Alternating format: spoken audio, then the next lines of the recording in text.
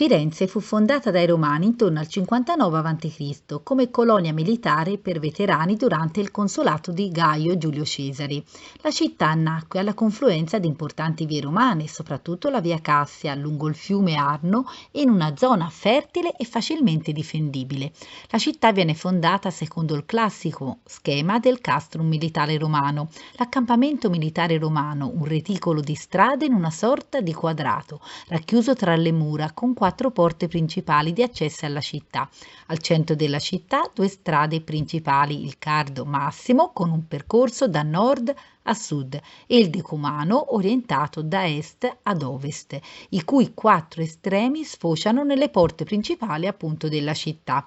Le 2 strade tra di loro perpendicolari formano così una sorta di croce al centro, individuando il centro della città, il cosiddetto foro, dove si svolgeva la vita sociale, e il Campidoglio, che era il più importante edificio religioso dedicato alla triade capitolina, Giove, Giunone e Minerva, oltre alla colonna dell'abbondanza. Ancora oggi nell'attuale Piazza della Repubblica, che segna il centro preciso di Florentia, dove Cardo e Decumano si incrociavano.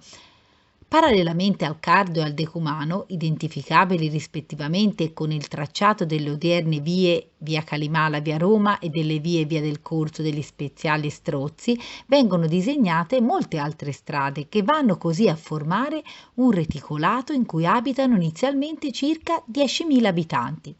Un reticolato ancora oggi visibile nella struttura urbana del centro più antico della città. Le mura romane di Florenzia, lunghe circa 1,8 km, hanno più o meno questi confini. A nord via dei Cerretani, via Tornabuoni ad ovest, piazza della Signoria a sud, via Vacchereccia e via del Proconsolo ad est, dove sono state ritrovate delle porzioni consistenti di fondamenta delle torri murarie, indicate proprio sull'asfalto da una linea davanti alla Badia Fiorentina e al Bargello.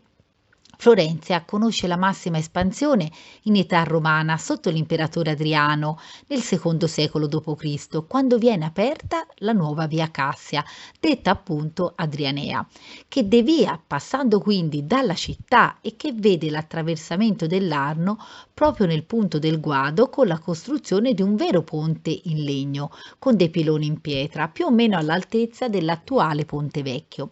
All'epoca Florenzia al suo porto fluviale si trovava in piazza Mentana, all'acquedotto, almeno 2 o 3 stabilimenti termali o bagni, pensate a Via delle Terme, in Piazza della Signoria, ma anche le Capitoline in Piazza della Repubblica, a una follonica, cioè un luogo per la lavorazione dei panni, un teatro nell'odierna Piazza della Signoria, si trova proprio sotto l'attuale Palazzo Vecchio, e un anfiteatro, quest'ultimo situato al di fuori delle mura, nella zona di Santa Croce.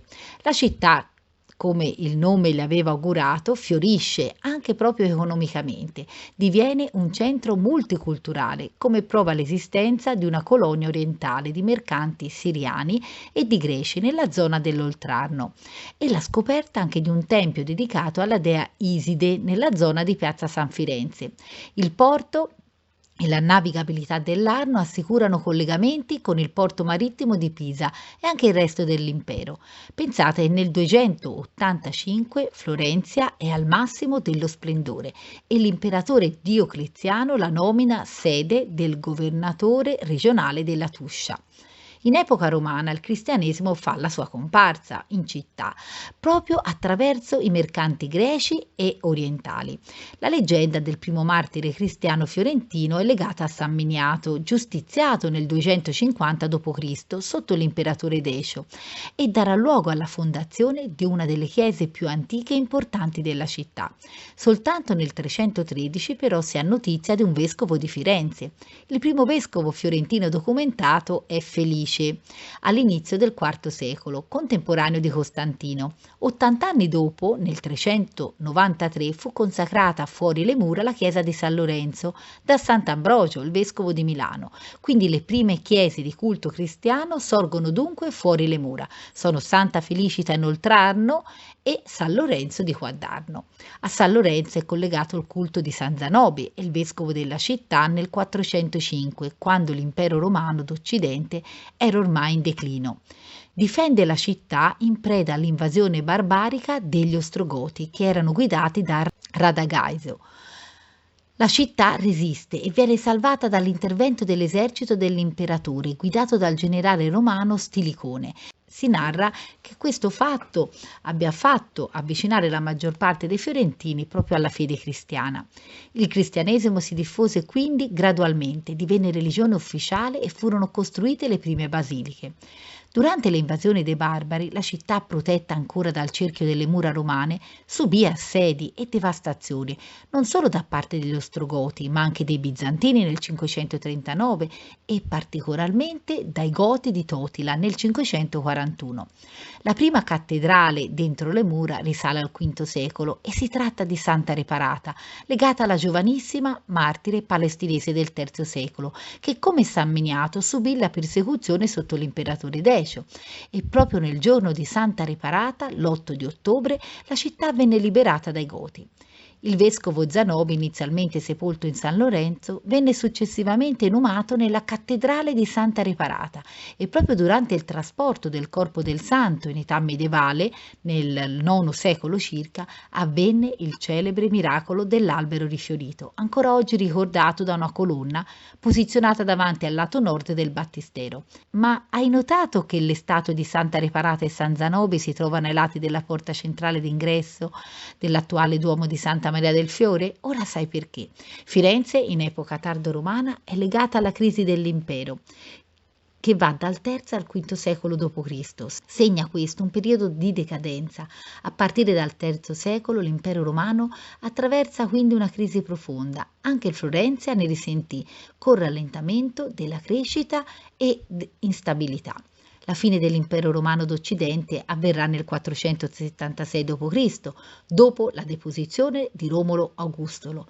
Firenze passò così sotto il controllo degli Ostrogoti, poi dei Bizantini e infine dei Longobardi. Firenze perse importanza a favore di Lucca, che divenne il capoluogo della Toscana longobarda. La diocesi fiorentina mantenne un ruolo comunque importante perché i vescovi avevano potere anche civile. Dal 774 i Franchi di Carlo Magno sconfissero i Longobardi. La Toscana fu così riorganizzata sotto l'autorità dei conti e marchesi franchi. Firenze fu inserita nella Marca di Tuscia, Toscana, ma per questo ti aspetta il prossimo viaggio nel tempo alla scoperta di Firenze. Se queste pillole di storia e di arte ti incuriosiscono e ti interessano, sostieni il mio canale anche attraverso un like, un semplice commento, e se desideri che continui a fornire materiale gratuito per tutti, ti invito a sottoscrivere anche un piccolo abbonamento anche a partire da soli 1,99 euro. Grazie per avermi seguita e ti aspetto alla prossima lezione che vedrà la caduta dell'impero romano fino al 1000. Ciao ciao!